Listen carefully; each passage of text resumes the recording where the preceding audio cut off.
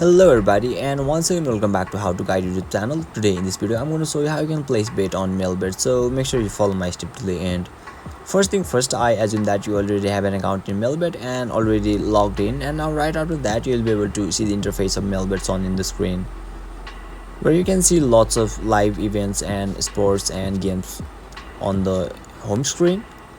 You can choose any of the games. Let me choose sport. So now here you can see lots of betting options. You can choose any of them. Let me choose W1, and finally adjust your amounts on in the screen, and finally click on place a bet option, and you'll be able to place bet successfully. So basically this is how you can place bet on Melbet, and if you still encounter an issue during this process, feel free to leave a comment and I'll be happy to assist you.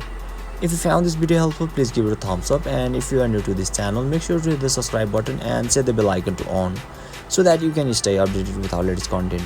Thank you for watching, and I'll see you next time.